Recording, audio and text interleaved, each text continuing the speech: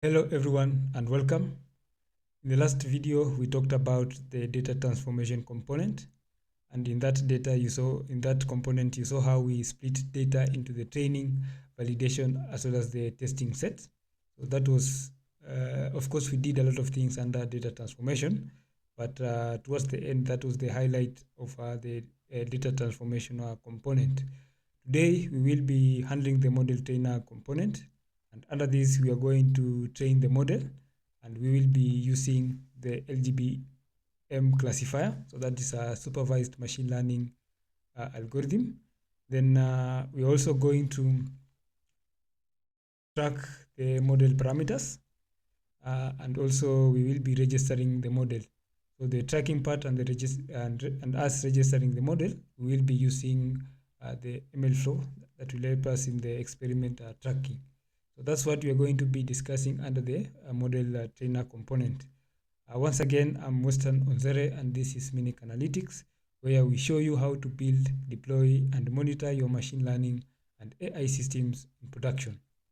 Subscribe to the channel if you haven't, like this video, and let's get started. So as usual, we are going to start with the config.yaml. So we are going to specify the parameters that will be necessary for the model trainer. So we just go to our config.yaml, and here we are going to first declare a new step, and that will be the model trainer step. So in the previous one, you can see that was the data transformation step, that was the data validation, data ingestion. And then now we are working under a directory with the general term artifacts. Okay, so under the model trainer, we first create a directory that will store or will house all the artifacts that will be generated under the model trainer. So that is the root directory. Then from there, we need to specify the train data path. So that's the validation data. Don't think we will be using this.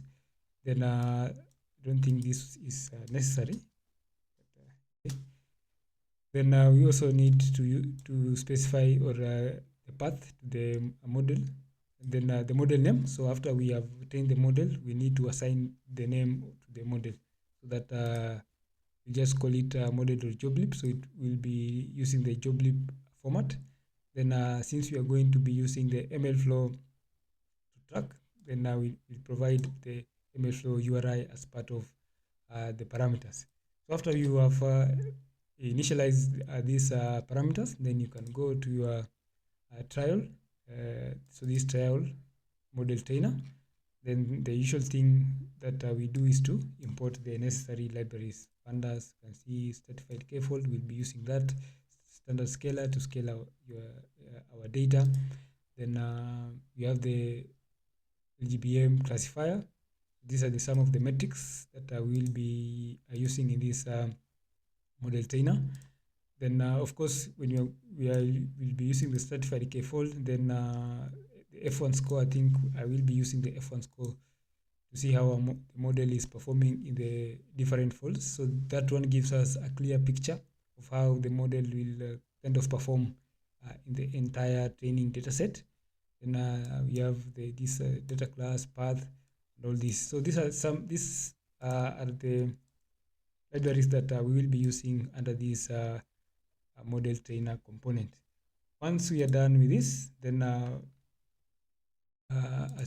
before we proceed, let me show you how we set up the ML flow, the environment variables and all that before we proceed.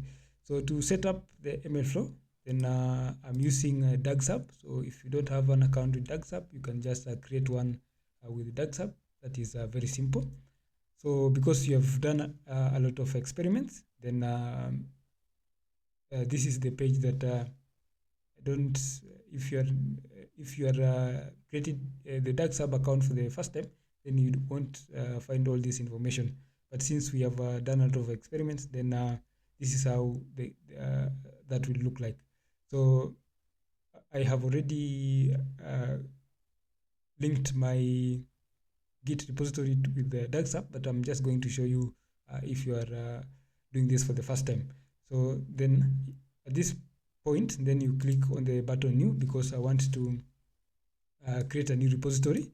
But since we are working with Git, there's no need of creating a blank repository. All you just need to do is to connect a repository. So with the GitHub, or if you have a GitLab, Bitbucket, or any other platform. So for my case, I'm using GitHub. So I'll just click on this. Then let's connect an existing repository. So I'm using GitHub. So I'll just click connect. This will connect with my GitHub.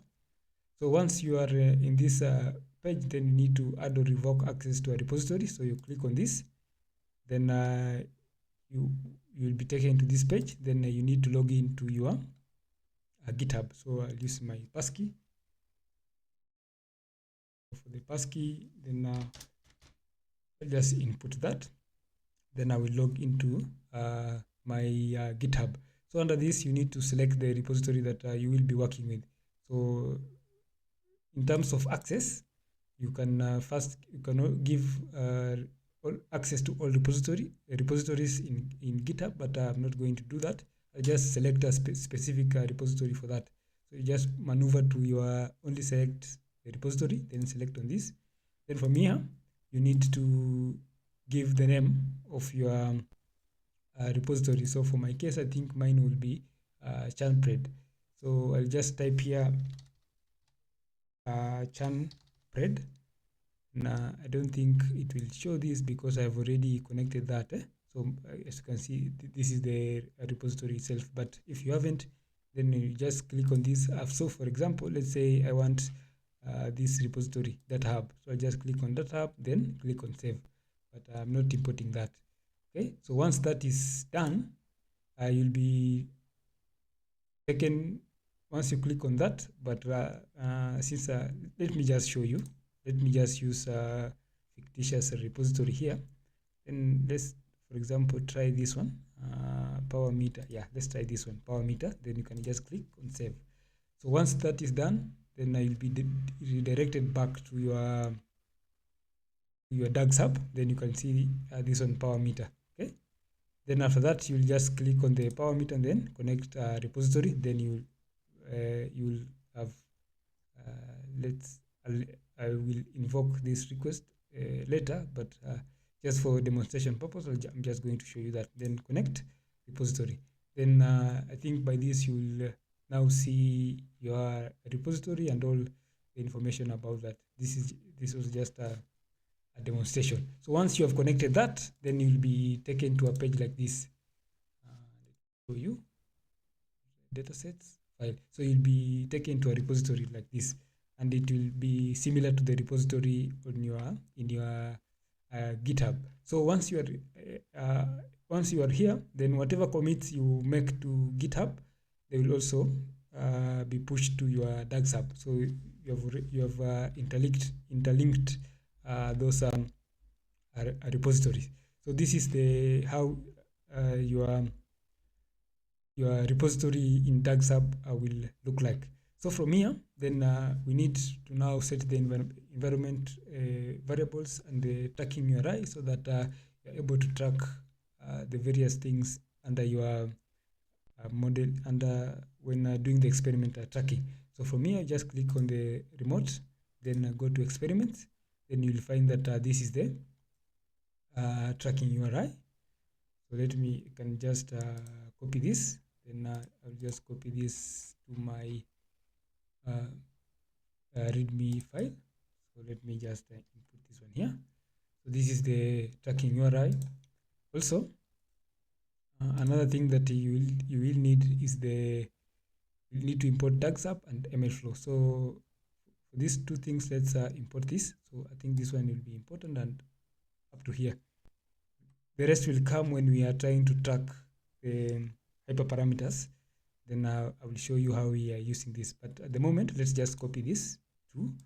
Then go back to our code. Then from here, under the model trainer, then we can just paste this. So we need to import. So let's say MLflow. So we need to import the DAGs hub, and we also need to import MLflow. So I also import MLflow. ML flow. Okay, so DAGSAP, this will enable us to ML flow. I think import DAGSAP, import ML. I think everything is yeah. So DAGSAP. So this will initialize our. It will initialize so that we are able to see the repo owner, the repo name, as well as ML flow to be true. Then in terms of ML flow, we need to now set the ML flow URI. So I'll just say ML flow dot set tracking URI. So the URI that we are using is this one here. So that I just copy that in the read ML, this one here. I'll just copy that, then I'll specify the URI inside these brackets. So we can say, then just paste them here. Okay, so that's it. So that's it.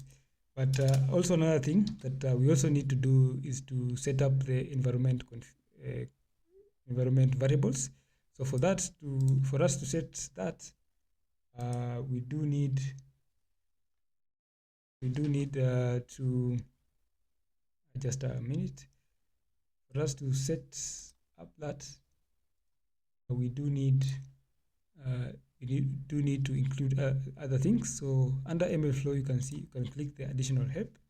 Then from here, you're able to get some help in terms of tracking experiments.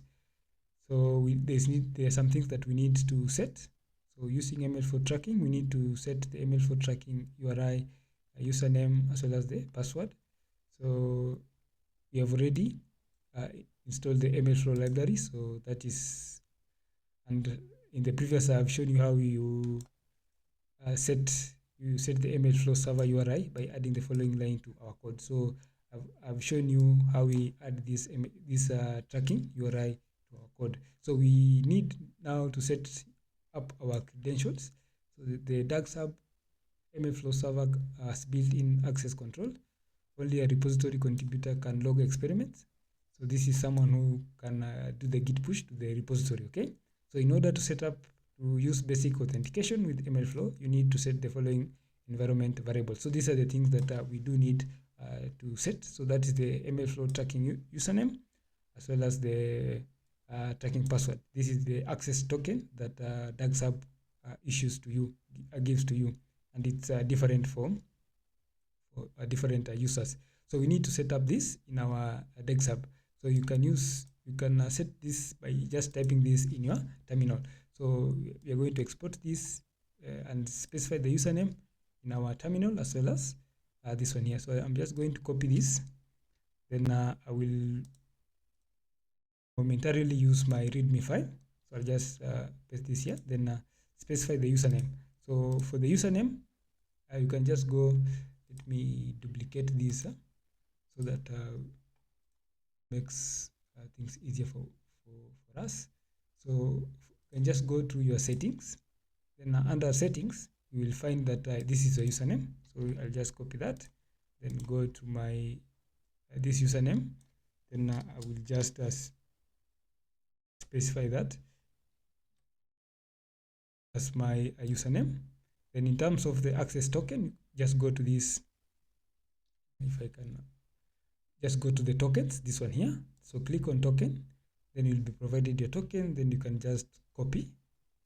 Then you copy the token. Then again, going back to your project. Then this one here. Then you can just I'll just copy my token here. So that's it. So then we need to run this in our terminal. So I have already done this, so I'm just going to show you, but I won't be running those in my terminal because I've already done that. So for this, I will be using a git bash.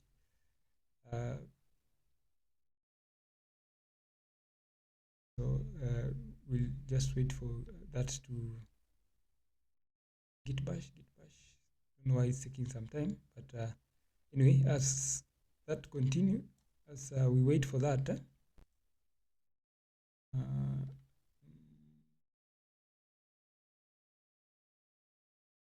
know why it's taking some time.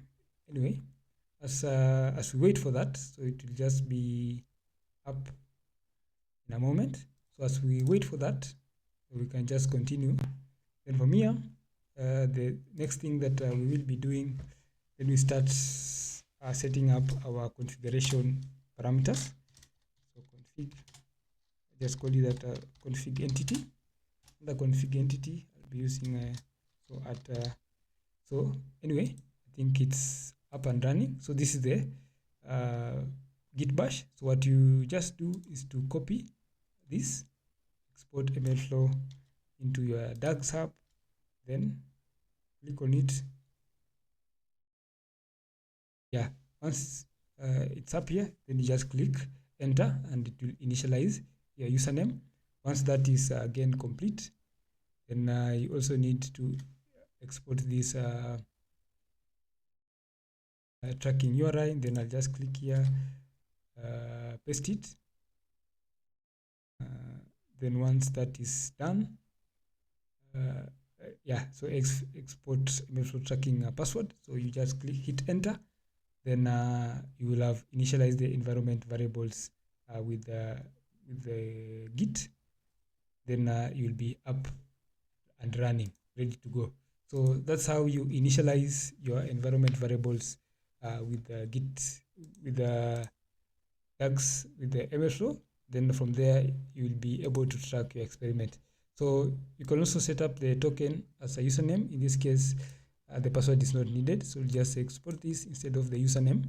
You just use the token itself. But for my case, it all depends with what you prefer. But for my case, I like to use the username as well as the password. Okay. These other things are so you can read through all this to try to understand how you can how to launch your DAGs app MLflow. Okay, so remember we have the URI and all that. So that's it. Okay, so that's how you set up your MLflow and initialize the environment variables. So let's continue. Now we are going to set the config entity. So at data class. Then from here, we are going to create a new class. So class model trainer config. Model trainer config. Then from here, you first need to use this. So whatever we provided under the step model trainer, I'm going to use them under the training, the model trainer config class.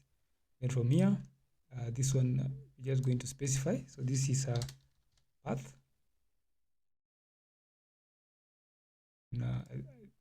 So this is a path. We are providing paths to different files. Model.joblib. This is not. This you can just use str.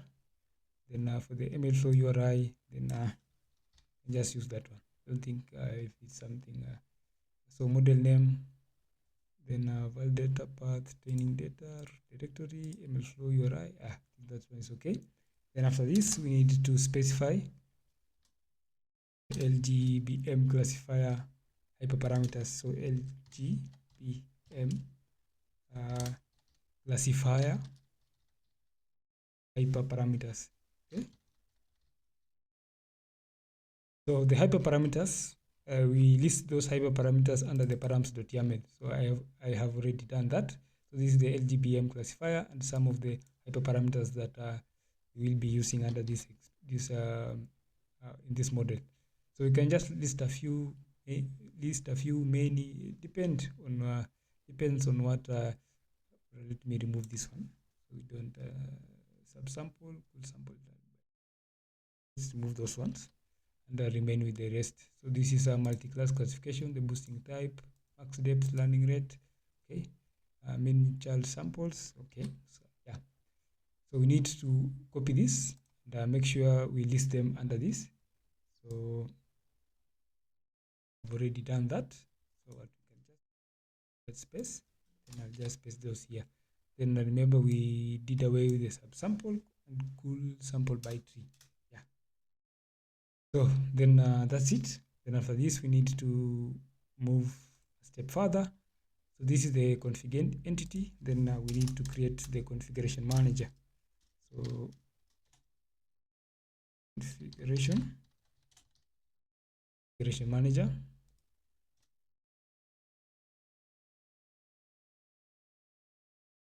Configuration manager.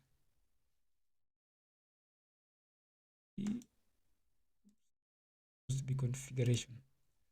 Okay, so for the configuration manager, then I'm just going to list whatever I've. But if you have been following through, you can just understand, or you'll just see. So the configuration manager. So basically, I'm chaining the data transformation with the model trainer, so that they go hand in hand. But you can separate those two. But I've decided to use both of them. But you can separate. There's no problem with that. So from here, this is the class configuration manager. Then under the configuration manager, you can see that so we are going to initialize configuration manager and read the different YAML files. So config file, remember, this is the configuration, so it will be reading this. As you can see, we have specified for the configuration. We can see this one for the model trainer. Actually, you can see this one, the model trainer. For the data transformation, then it will be reading from here. Then the parameters schema is there because we have listed the numeric columns and the categorical columns. Then we do need the schema. So that's it. So just to explain what's then remember here we did not have we removed the cool sample tree and the subsample, so this one are not needed. Then just a little bit of an explanation about the model trainer.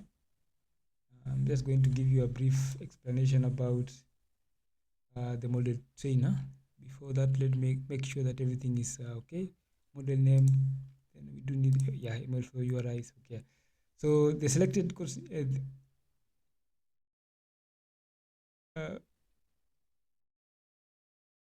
so for the model trainer, as you can see, it is within the configuration manager, and it is designed to retrieve and configure the parameters for the model trainer class. So model trainer, this method, you can see the get model trainer config reads the necessary configurations from the YAML files and creates the model trainer config object. So it's going to read this one here as well as the parameters. So for the model trainer, what we are most concerned with are the config parameters. This one here from the config.yaml file. So those are the parameters: the training data path, validation data path, the model name, and all that. So those are the configuration.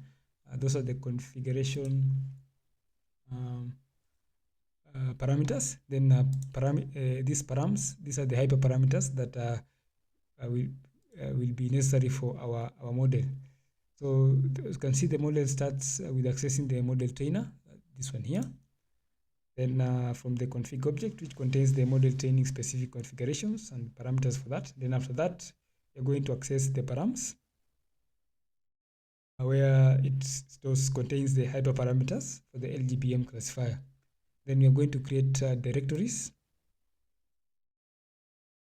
specified in the root directory, this one here.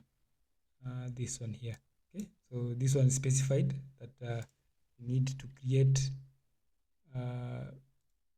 created a model trainer folder or something, a directory for that.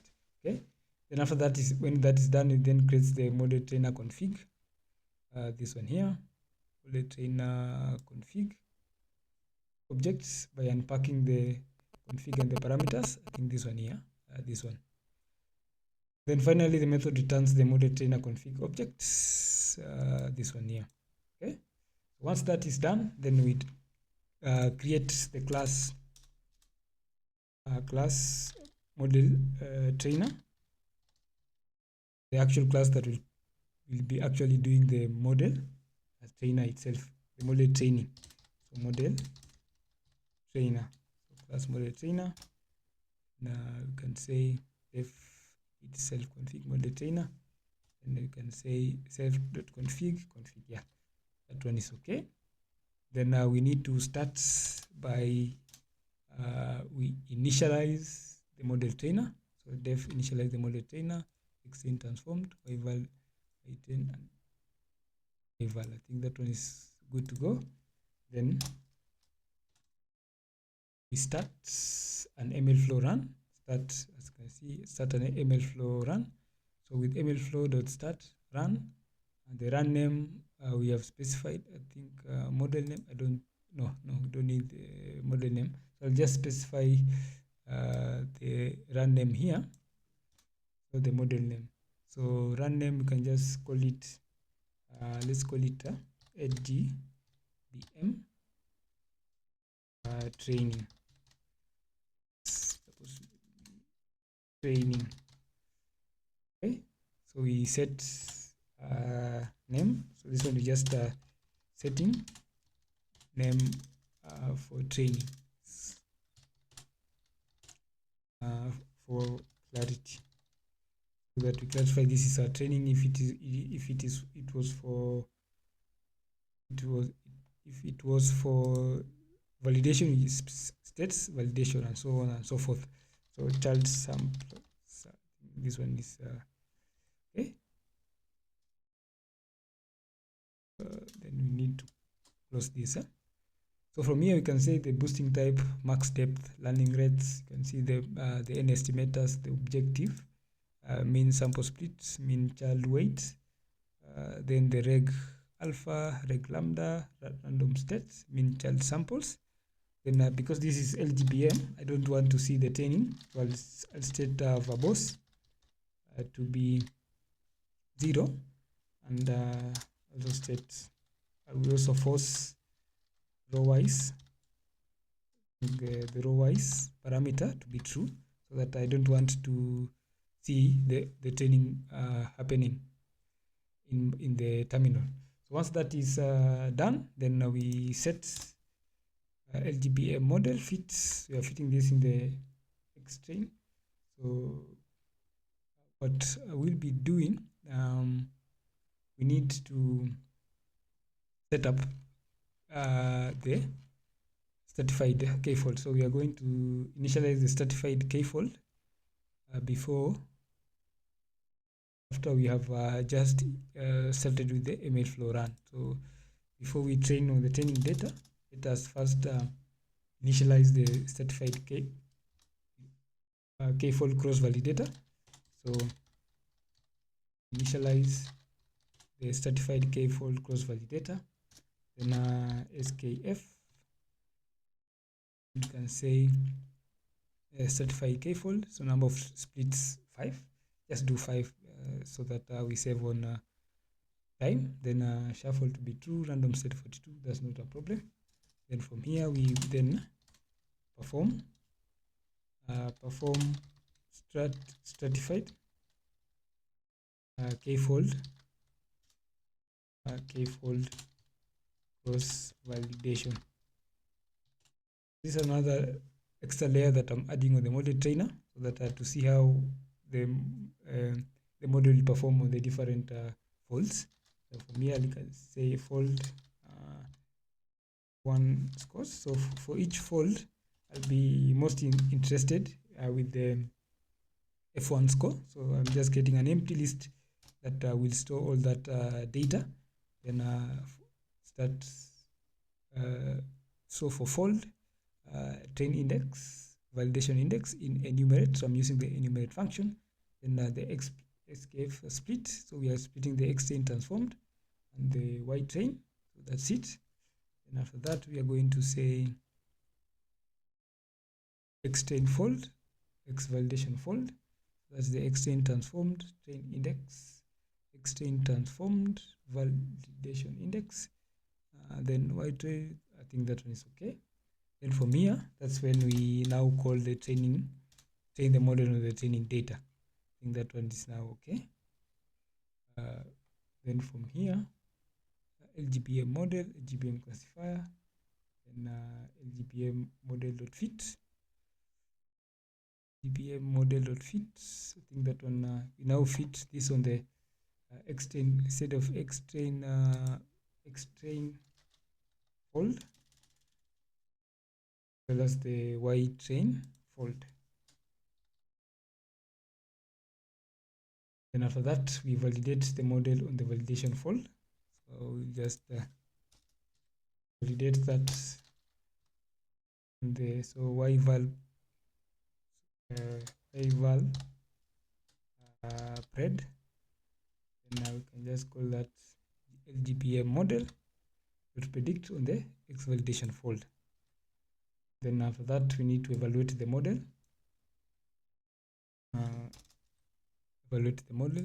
This one should be so fold F1. So F1 score for the Y validation fold and the Y val fold. So Y val pred, this is the from the prediction, while this is from the ground truth values. Okay. Then average, we can use the micro, we can use the macro samples weighted. Let's use macro, yeah, no problem. Then from here, the F1 fold scores. This one we can now append the different F folds, and so that we can see the different F1 scores for the different folds. So I don't know why this one is one fold. Then something we are missing here. F1 scores should be, they should be in with the same names with this one here. Supposed to be fold F1 scores. And this one and this should be of the same name. So yeah, I think that one is now corrected. Then we just print the macros for the different F1s for the different folds. So after that is done, then we can log the specific metric using now the ML flow for the different folds, so that we're able to track that. Okay, so that one is for the cross validation. Then you can print the average macro F1 score for the different folds. So this one, yeah, print the average. Then we can say average F1. Then we can sum those of the different F folds, then divide by the length or the count, something like that. Then we print the average cross validation macro F1 score for the different folds.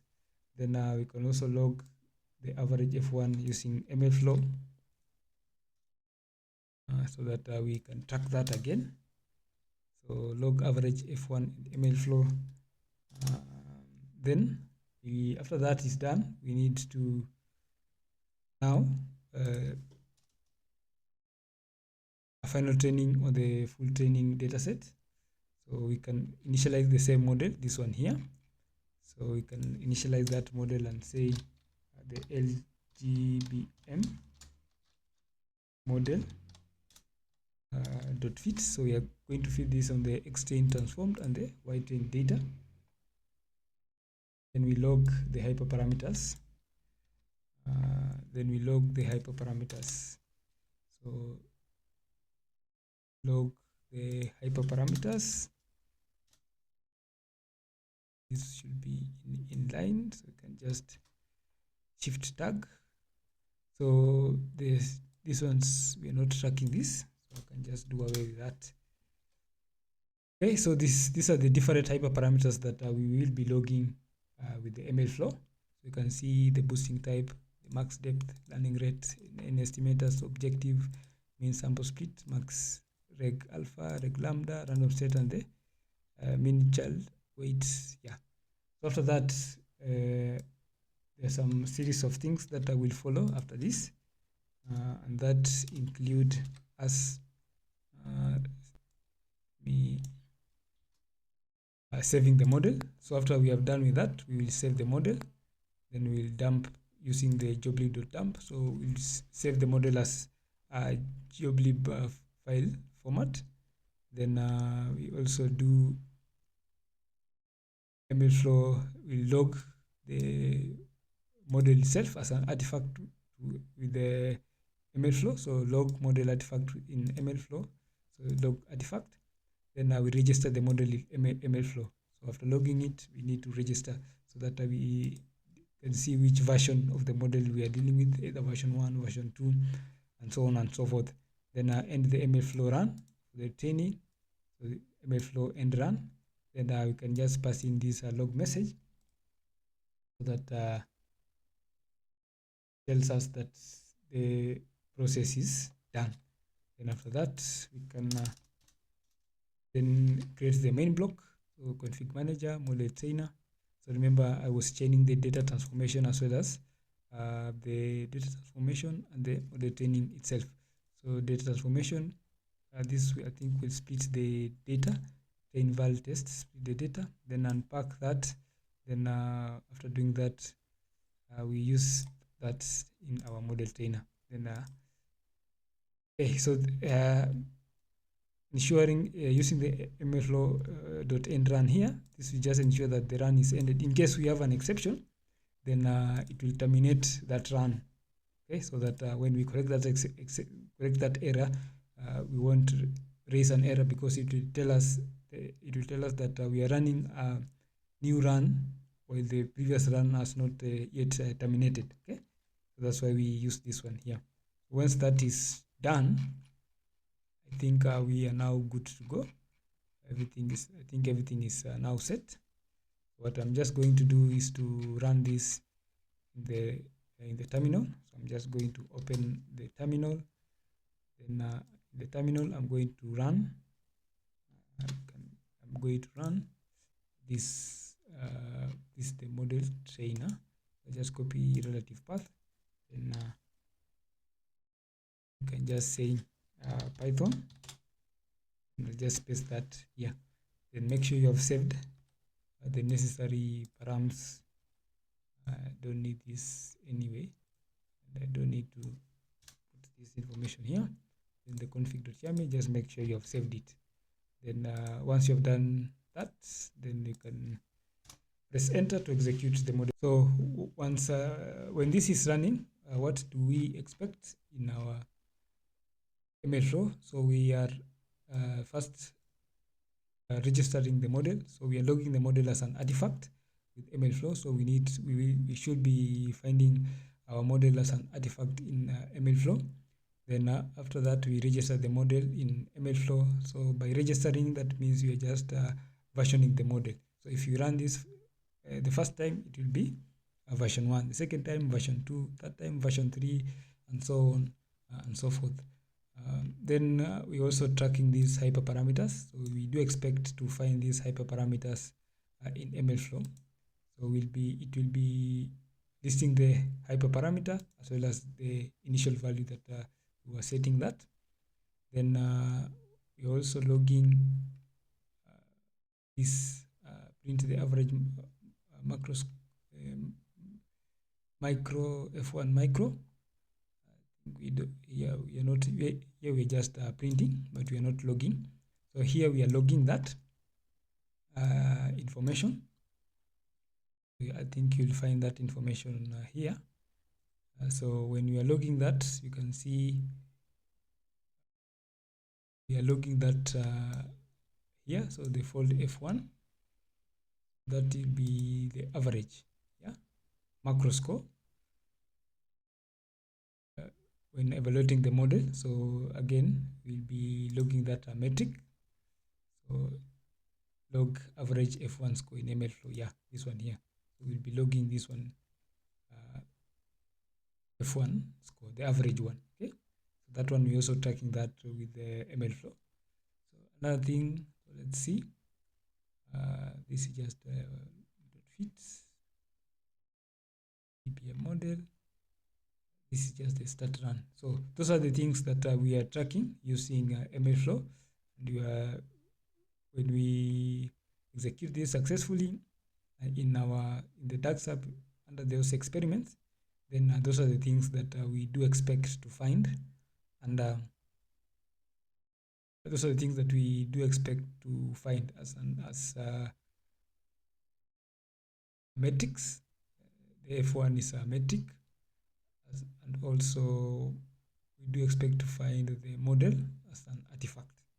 Then on top of that, again, we do expect that we are registering the model. So that is just a cool term of saying that we are versioning the model itself. Okay, so this kind of will take some time, but it will execute. So what you are expecting here are the different F1 folds.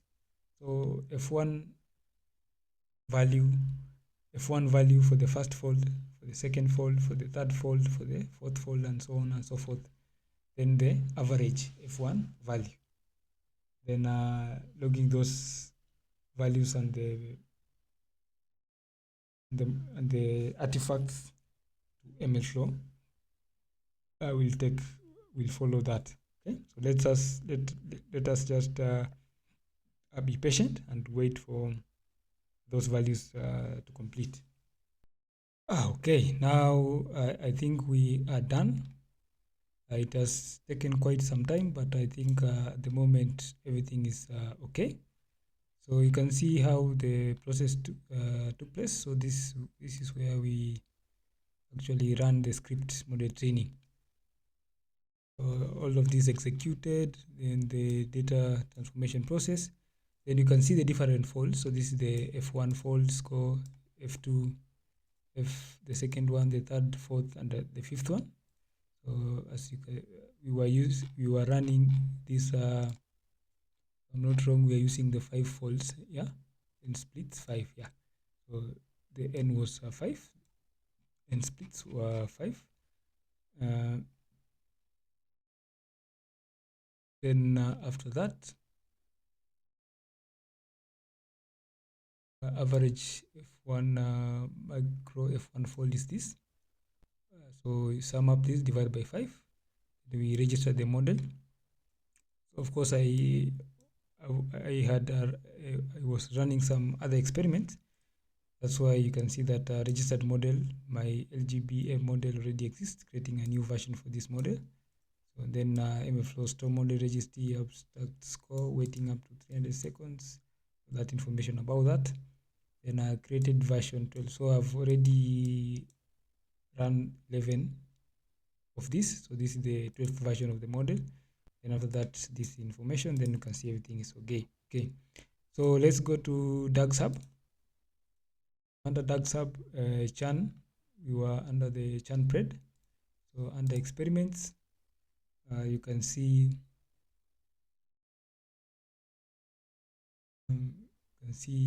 this one here. So these were the failed experiments. So I just delete this. Are of no use to us. So this is the LGBM training. So this is the last training that we did.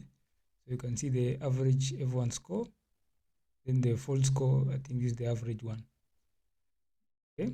So and this is the parameters. You can see boosting, type, learning rate, max depth, min charge samples, all the way reg alpha, all that. So these are the hyperparameters for our model. For the charts, you can see the average score 0.71. This one 0.717.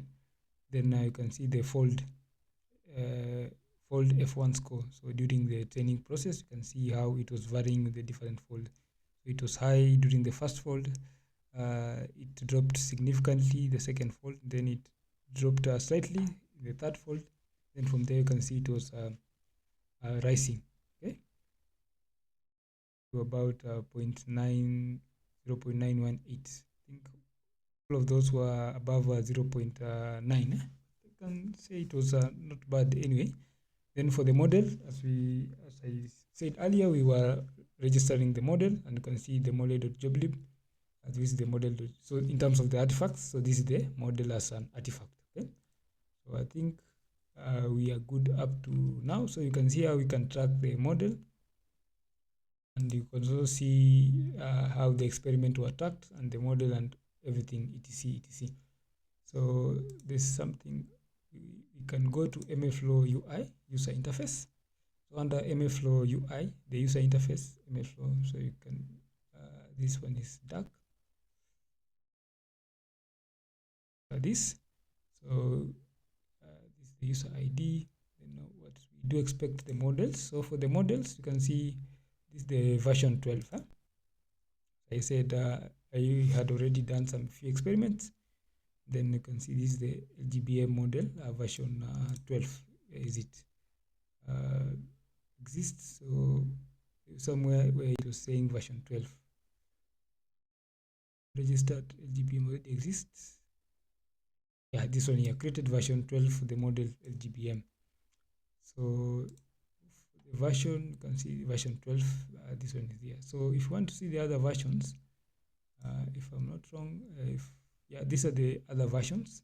So for example, let's say I want to compare the 6th version and the 12th version and the 8th version and the 4th version. Let's compare. Then you can just click compare. And you can compare with the different metrics. You can see how it was operating, and you can see that the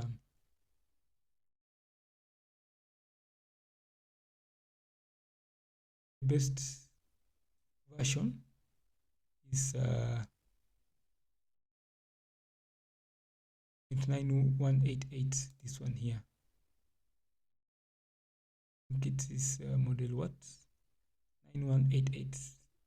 9188. So this is version 4. So version 4 seems to be the most accurate. Plot. You can see the different box plot. Contour plot. You just select the parameters and it will do the plotting itself. Okay, so that's how you can implement. You can track your experiments with MLflow for your model. So once we are done with that, then we need to convert this into a modular coding structure. So we need to convert or separate the different components and group those components together. So I'm going to start with we already done the config. So the schema and the params here done. We have already done that.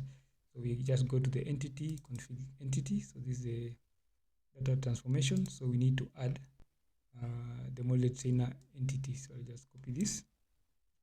Then model entity, and just specify that model entity. So that is model entity. I think that one is done. That one is done. So model entity. Then after the model entity, we need to go to the config manager. So the config manager configuration, I think this one here. And this is the data transformation. So we just need to add the get model trainer configuration, this one here up to here. So just copy this, then configuration, so data transformation config. Then we just need to add the model trainer config. Just state here and say model trainer config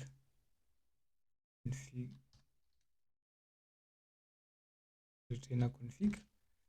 So that one is done and dusted. So the next thing is the components. So components, we just go to the components, data model trainer component. Now essentially I'll just copy everything because this is the largest component. Then this will form the pipeline, so I don't need it here. Then don't need the configuration manager, all of this until the entity, don't need it. So here don't need this, but this will remain. And the model trainer config, so instead of model trainer config is usually the entity. So we can say from src churn entity. So it's supposed to be entity config entity. We're going to import model trainer config. This one, model trainer config. That one is now, we're now good with that. That was the I think the model trainer, the component, yeah. Also another thing, after the model trainer component, we need to prepare the pipeline, yeah. So entity model trainer components. So we don't need this. Whatever is relevant, we're just going to take F1 score. Now standard scalar, yeah, don't need this one here.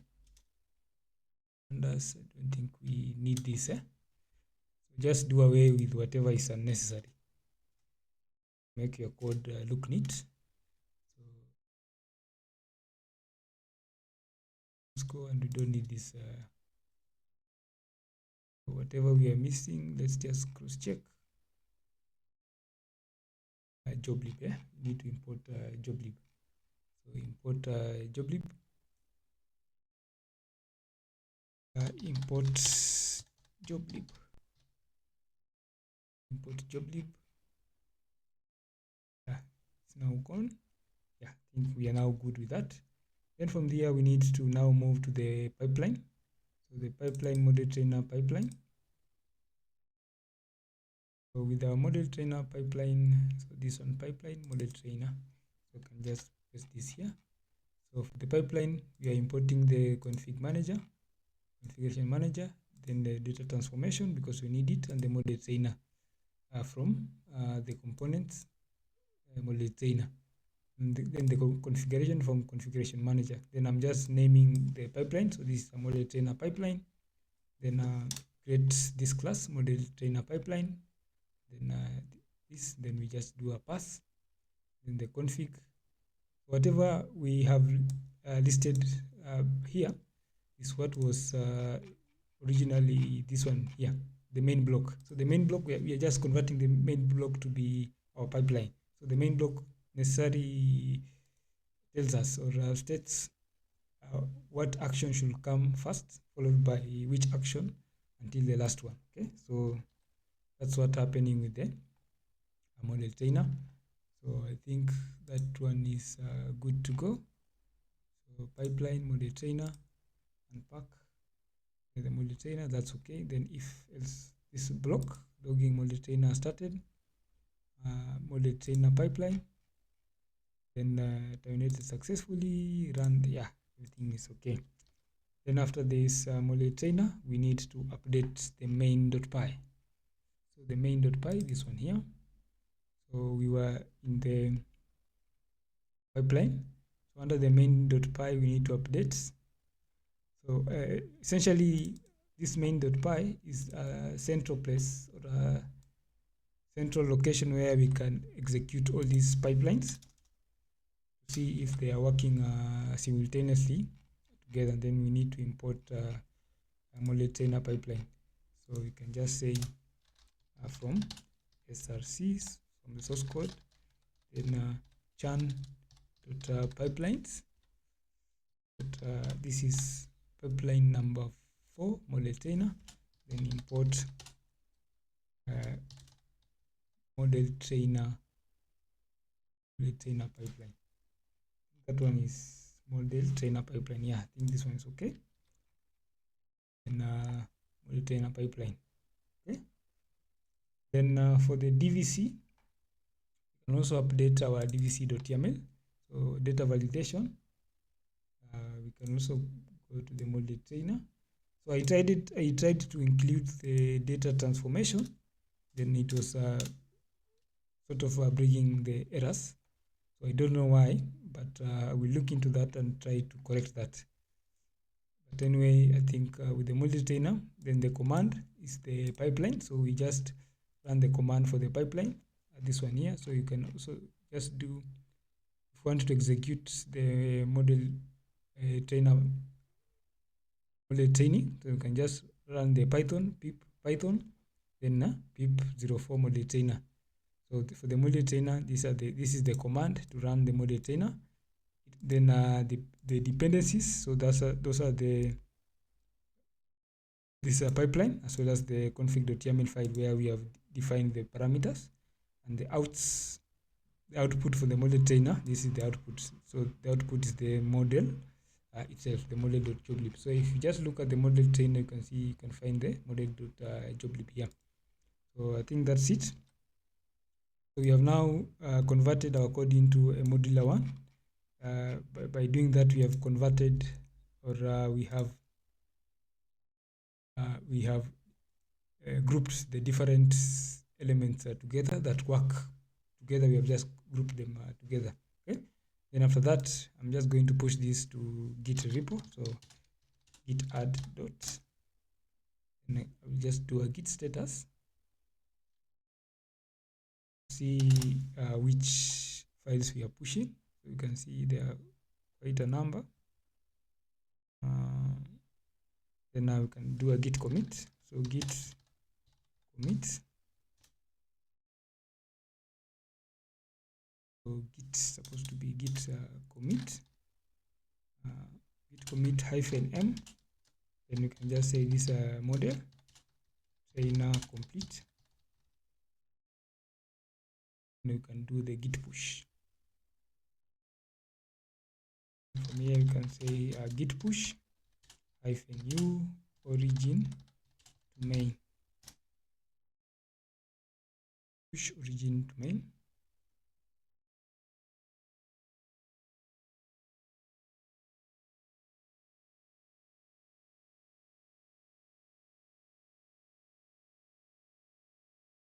See compressing. Done.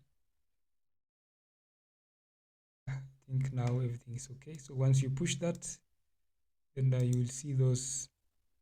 Once you push your code to Git, then it will reflect directly to your DAG sub. So you can just even see that. So you are dealing with the model. 41 seconds ago, yeah, this one, model trainer complete. So no problem with that. So if you want to see the DAG of the different pipeline, so let's see this one here. So you can see the data ingestion. It's taking pip data ingestion. You can see these are the different. Under data ingestion, you can see these are the artifacts from data ingestion. Then git YAML config and data validation. It takes the web churn status.json. Then this is the data validation model trainer. So as I had told you, I was finding it hard to include the data transformation part, but I will look into that and then try to correct that problem. But this is the how your pipeline is looking. Okay. As we add more things, model evaluation, you will see the general pipelines with how they interact with each other. Okay.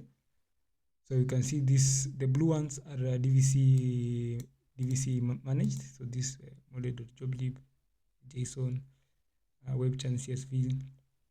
Then these are, I think, is it green?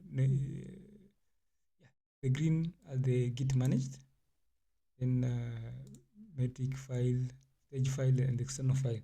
Okay, so that's it. So that's it for, I think we have reached the end of the data transformation element. So no, the model trainer. So we are able to train our model, and we are able to use MLflow to track the experiments. So what if we are going to make changes on this, then we are going to track those experiments, and you are able to compare the different experiments to find which model version works best or is most accurate depending on the task that you will be or you are handling. So I'm going to close at this juncture. So once again, I'm very grateful for you finding time to watch these videos. So again, I will humbly request that you subscribe to the channel if you haven't. Like this video on your way out, and let's meet in the next session where we will be discussing or we will be talking about the model evaluation. See you in the next session. Peace.